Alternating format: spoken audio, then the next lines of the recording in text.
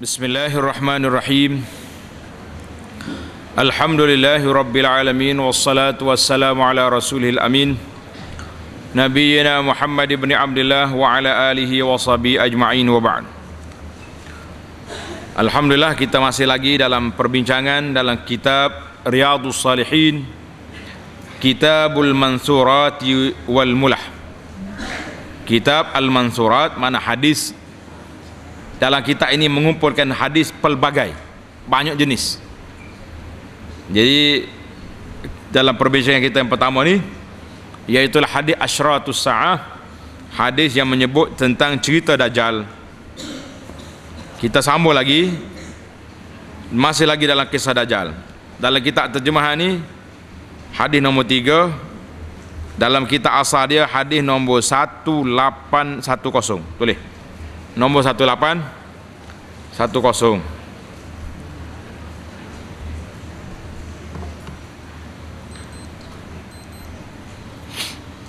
Wa an Abdullah bin Amr bin al-As radhiyallahu anhuma qala qala Rasulullah sallallahu alaihi wasallam yakhruju ad-dajjal fi ummati fayamkusu arba'in ila akhiril hadis. Tengok terjemahanlah, panjang sangat.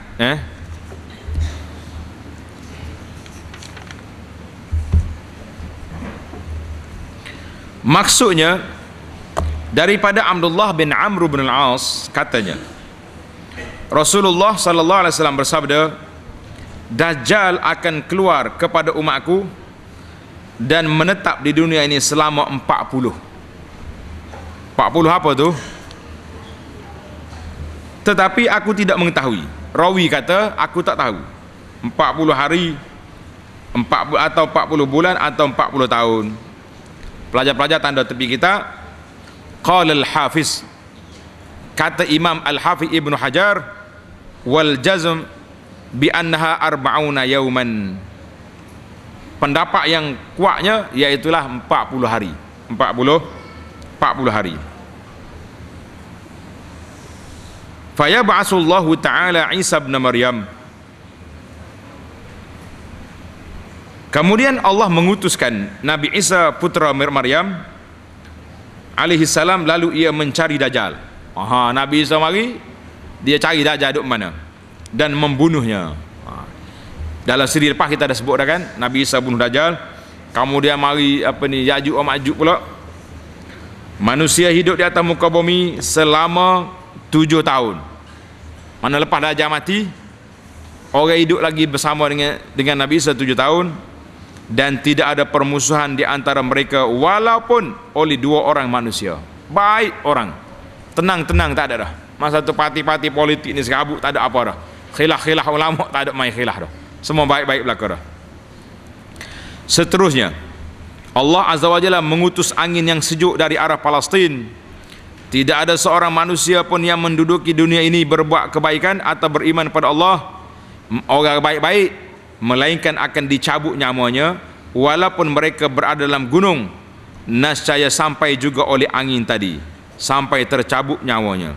Jadi orang baik-baik, angin mari cari dia ni, mati belaka. Allahu Akbar. Akhirnya tinggallah manusia yang buruk kelakuannya dan suka melakukan keburukan dan kezaliman, seperti burung yang terbang di awang-awangan atau binatang buas. Tinggal hak jahat-jahat dah.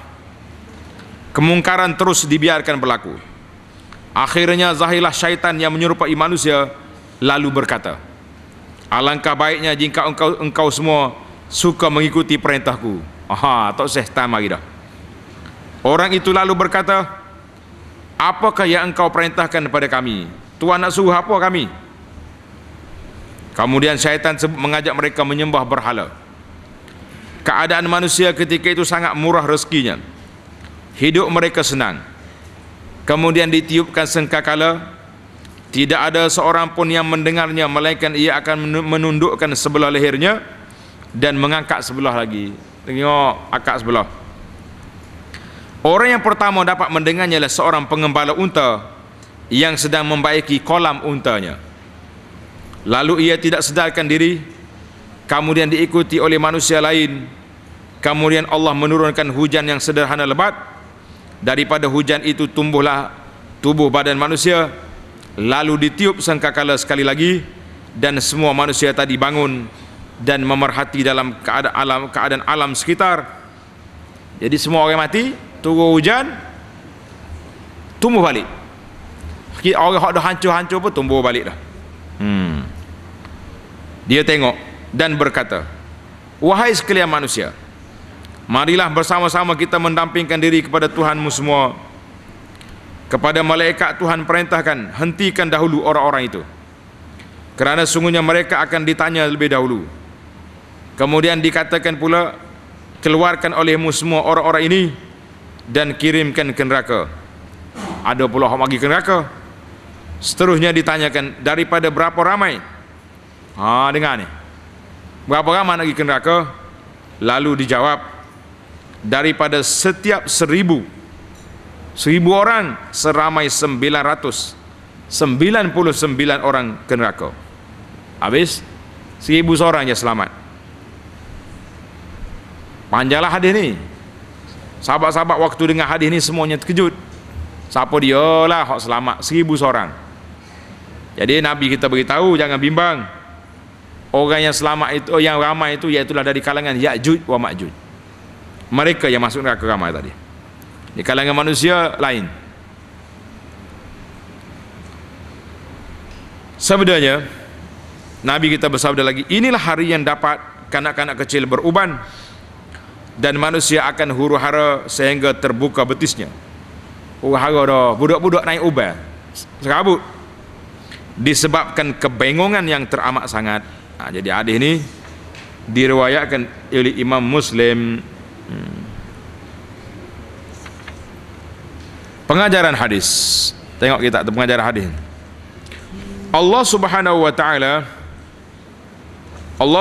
taala akan mengutuskan Dajjal ke dunia, dan ia memerintah dalam keadaan huru-hara. Ini adalah sebagai tanda-tanda besar akan berlakunya kiamat. Salah satu 10 tanda besar. Yang kedua, Nabi Isa akan diturunkan ke dunia oleh Allah, kemudian beliau membunuh Dajjal, di mana manusia ketika itu hidup dengan keimanan dan berbahagia tanpa ada huru-hara. Yang ketiga, syaitan dan iblis sentiasa mencari jalan untuk merusakkan manusia, lebih-lebih lagi ke atas orang yang beriman walau di mana mereka berada. Yang keempat, orang-orang yang beriman ketika di dunia tidak akan dimasukkan terus ke syurga, melainkan setelah dihisap segala amalan-amalan mereka.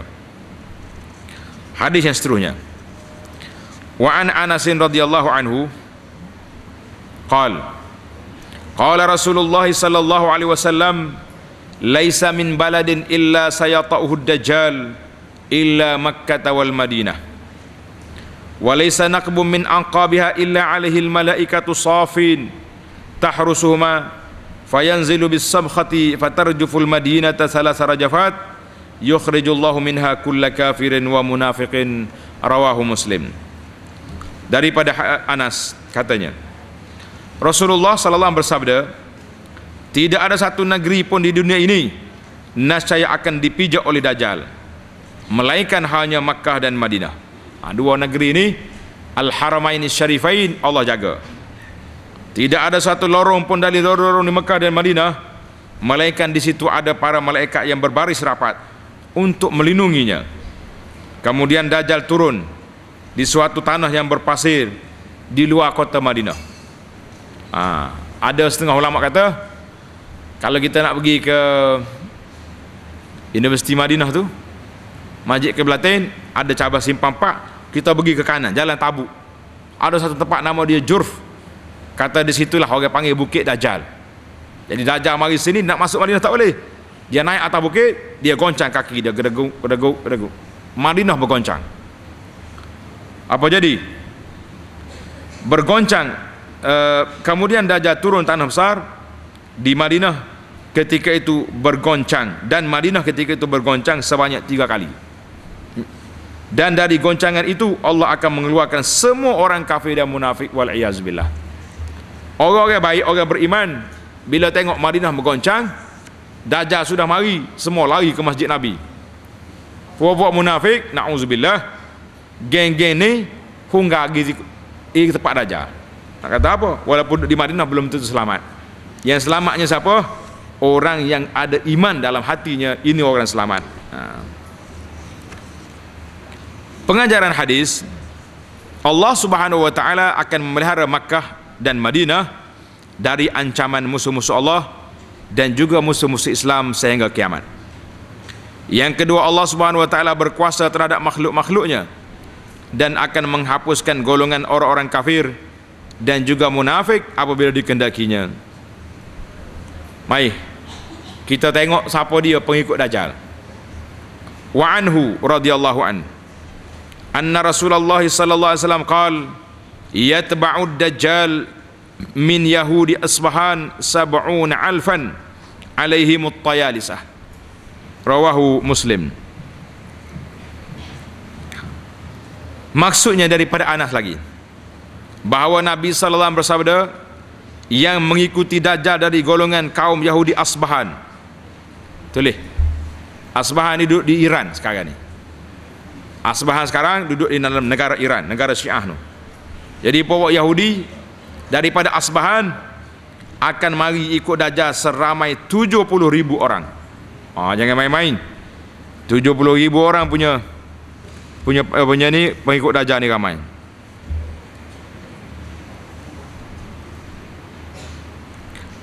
Mereka mengenakan pakaian orang alim dalam suatu bidang kependetaan. Jadi pakaian dia tu pelik gitu. Kalau tengok pakaian puak-puak tu pun jangan mainnya selimut dengan mislah. Jadi nak pakai orang alim saja itu.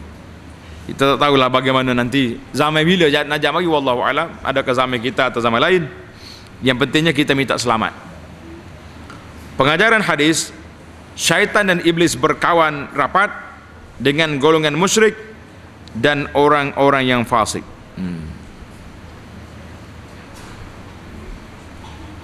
Yang kedua, bagi mereka yang engkar dengan perintah Allah dan Rasulnya akan mudah dikuasai oleh syaitan dan juga oleh orang yang cinta kepada kejahatan dan kemungkaran.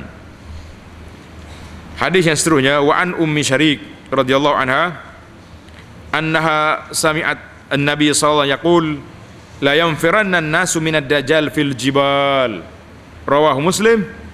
Daripada Ummu Syarik, bahawa dia mendengar Nabi sallallahu alaihi wasallam bersabda, manusia semua akan lari dan takut dengan gangguan Dajjal sehingga ke gunung-gunung. Bunyi Dajjal mari, habis pakai masuk bukit belaka. Tak duduk dah bandar-bandar ni, pakai duduk di bukit dah. Di bandar ni mudah masuk Dajjal. Hadis riwayat Muslim. Pengajaran hadis, Dajjal adalah makhluk Allah yang ingin merosakkan seluruh manusia yang ada di atas dunia ini, dan ia berusaha menarik mereka dengan apa cara sekalipun. Kejar Dajjal tu apa? Yang kedua, manusia sangat takut kepada Dajjal dan penguasaannya, oleh sebab itu mereka sanggup melarikan diri sehingga ke gunung kanan. Hadis yang seterusnya, wa an Imran ibn Husain radhiyallahu anhuma qal sami'tu Rasulullah sallallahu alaihi wasallam yaqul ma baina khalqi Adam alaihi salam ila qiyamis saati amrun akbar minad dajjal. Rawahu Muslim. Maksudnya, tiada suatu peristiwa besar yang berlaku semenjak Allah menciptakan Adam alaihi salam sehingga hari kiamat, melainkan peristiwa keluarnya Dajjal sangat dahsyat. Allah, setara manalah kita minta selamat dengan Allah Azza wa Jalla. Jangan duk main berani. Tak apa, aku berani lawan Dajjal, jangan main.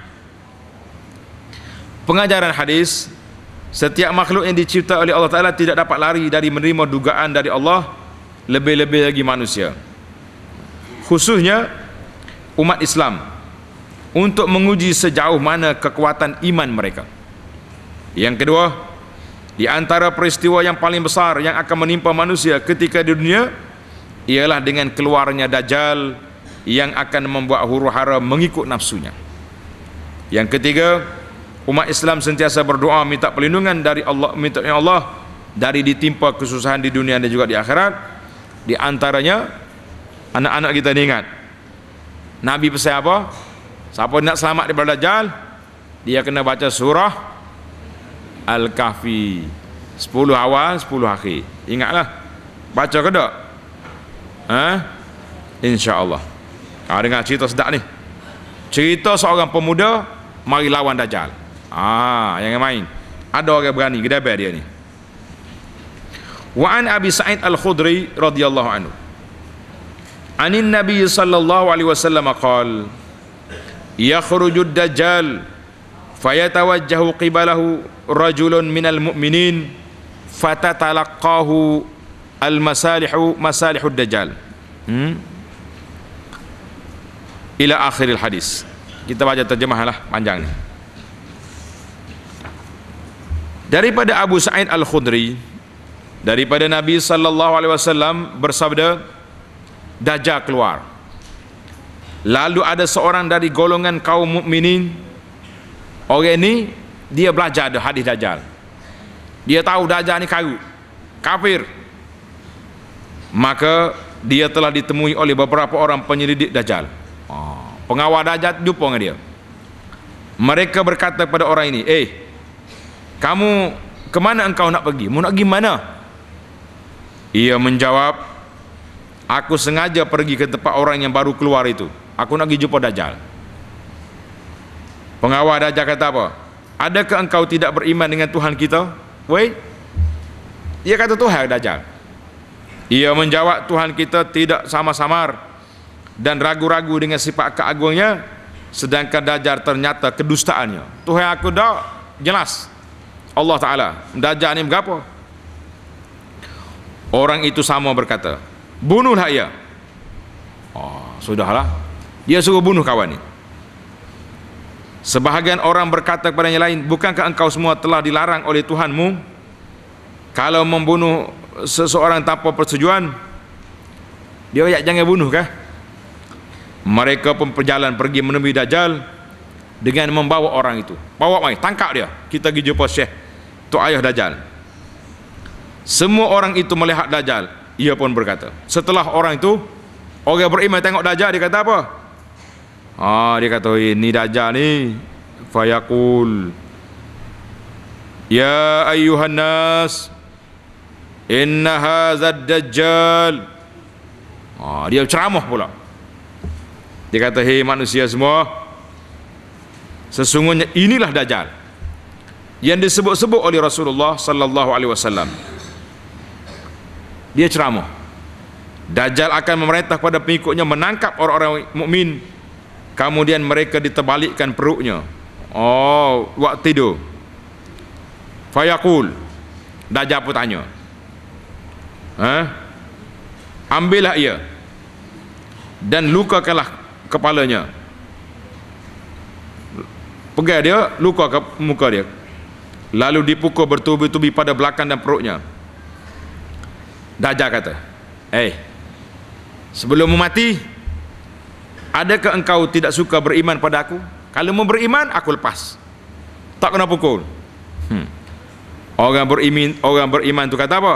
Antal masih al-kazzab. Dia kata, mu ni Dajjal yang sangat bohong. Berani sungguh dia, Masya Allah, tak takut. Dia diperintah menghadap, kemudian dia gergaji di tengah-tengah badannya. Subhanallah. Dajjal apa suruh tentera dia ambil gaji, kerak belah orang ni dua. Iaitu di antara kedua kakinya belah dua. Mati kawan itu. Dajjal berjalan antara tubuh yang dipotong dua itu, kemudian dia berkata, dengar ni, ini fitnah Dajjal. Kan pemuda hak lawas tadi, dia belah dua, Dajjal duduk tengah. Dia kata apa? Dia kata, summa yaqulu qum. Dajjal kata, bangun. Orang mukmin itu terus berdiri seluruhnya. Orang ni pun takut mula bangun. Lah, tak takut dengan cerita Dajjal. Bila dia bangun, kemudian Dajjal pun tanya dia, adakah engkau beriman pada aku? Mu nak mati ke? Saat ni aku belah dah, mu nak beriman ke aku? Dia tanya. Fayaqulu, kata pemuda itu, mazdadtu fika illa basiratan. Aku tidak bertambah percaya, melainkan berwaspada dalam menilai siapa kamu. Aku lagi yakin mu pembohong. kamu dajjal.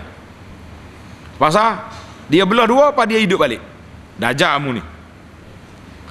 Lanjutnya orang mukmin pun berkata, orang mukmin pun ceramah pula, ya ayyuhan nas, innahu la yaf'alu ba'di bi ahadin minan nas. Dia kata, hei manusia semua, janganlah ia sampai dapat berbuat seperti itu kepada seorang pun di kalangan manusia. Tak ada seorang dia boleh buat. Tadi ya, sekali tadi dia boleh buat. Setelah aku sendiri mengalaminya. Jadi bila dia lawan Dajjal, dia ceramah pula. Dajjal kata apa? Ia diambil lagi oleh Dajjal untuk disembelih. Dajjal pun nak sembelih pula. Kemudian Allah Ta'ala membuat tabir tembaga yang terletak antara leher sampai ke tengkuknya. Seterusnya Dajjal mengambil bahagian tangan dan kakinya, lalu melemparkannya. Semua orang menyangka bahawa orang mukmin itu dilempar ke neraka, tapi sebenarnya dia telah masuk ke dalam syurga. Dia tak boleh. Dajjal nak bunuh pula, tak mampu.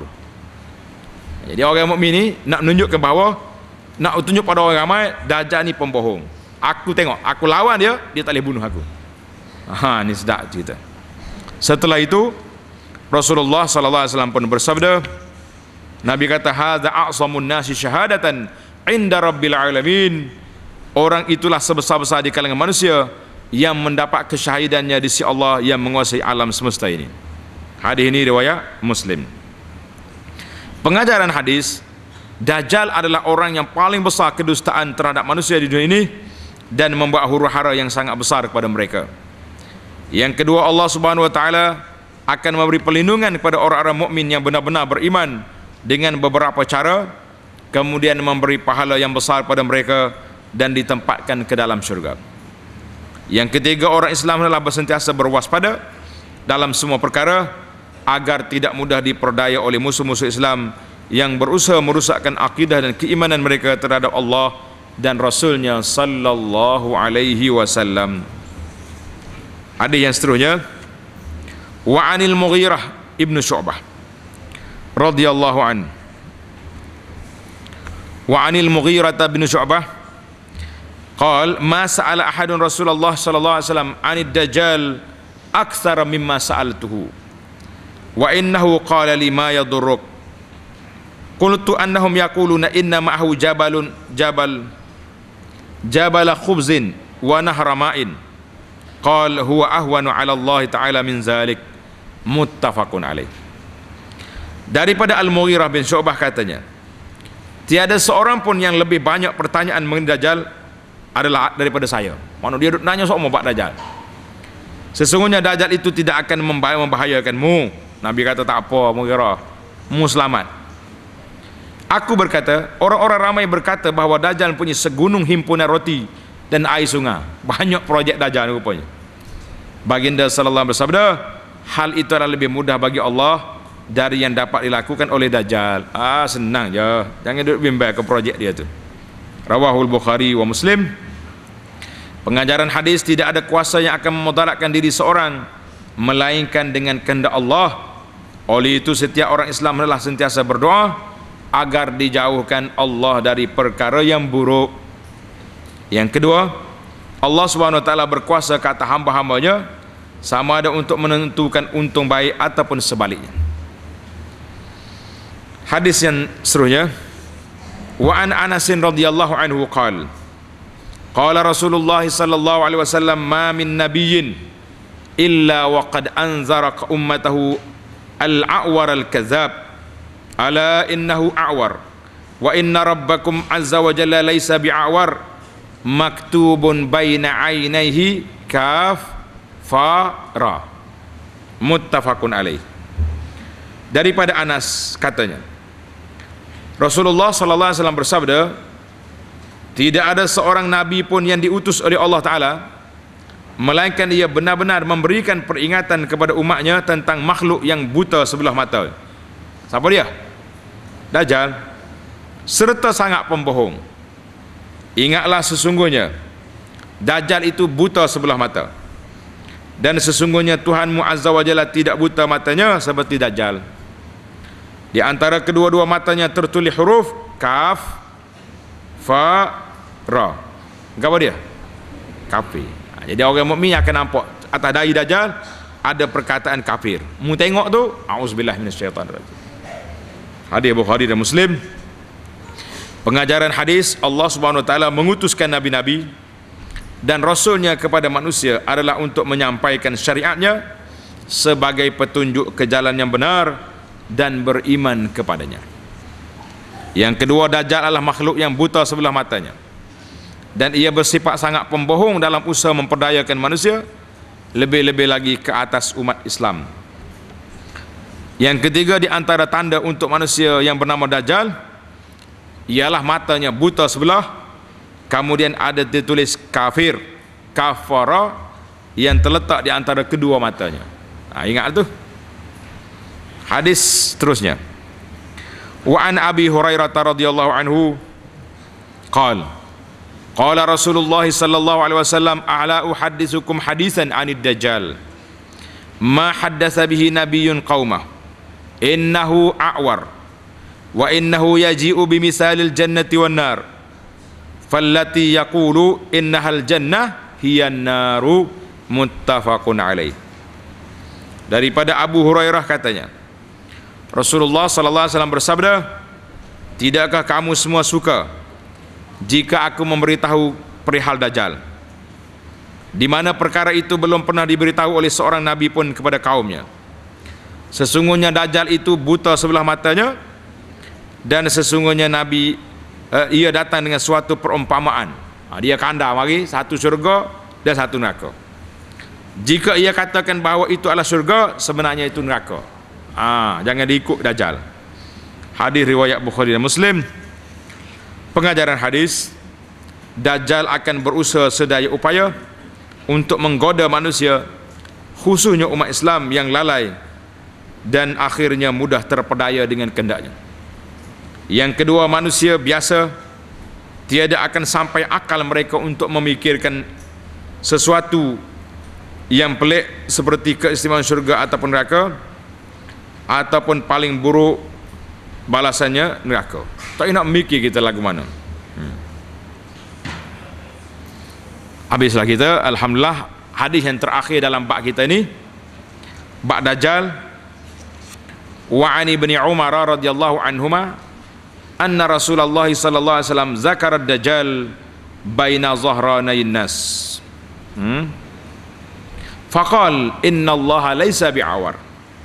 Ala innal masih ad-dajjal a'warul 'ainil yumna ka'anna 'ainahu 'ain 'ainabah tafiyah. Muttafaqun alaih. Daripada Ibnu Umar bahawa Rasulullah sallallahu alaihi wasallam menyebut, Nabi kita duk sebut-sebut hal Dajjal di hadapan orang ramai, lalu berkata, sesungguhnya Allah tidak buta sebelah matanya, dan ingatlah bahawa sesungguhnya Al-Masih Dajjal itu buta sebelah matanya yang kanan, matanya seperti sebiji buah anggur yang tertonjol keluar. Jadi mata dia macam buah anggur duduk tepek atas mata tu. Jangan tengok pelik-pelik lah. Yang pentingnya kita sudah kenal Dajjal itu penipu, pembohong, maka sangat bahaya. Pengajaran hadis, Allah Subhanahu wa taala mempunyai sifat-sifat yang wajib dipercayai oleh setiap umat Islam, iaitulah segala sifat kesempurnaan, dan mustahil Allah bersifat dengan yang bersalah sifat tersebut. Mana Nabi kita gambarkan bahawa Dajjal ni cacat, mata dia adalah sebiji, timbul pula mata putih macam buah anggur. Atas dahi dia ada apa? Tulisan kafara. Yang kedua, orang yang beriman tidak ragu-ragu dengan hukum Allah, hukum yang Allah telah tetapkan dalam Al-Quran dan juga hadis. Yang ketiga, Allah berkuasa menjadikan makhluknya mengikut kehendaknya.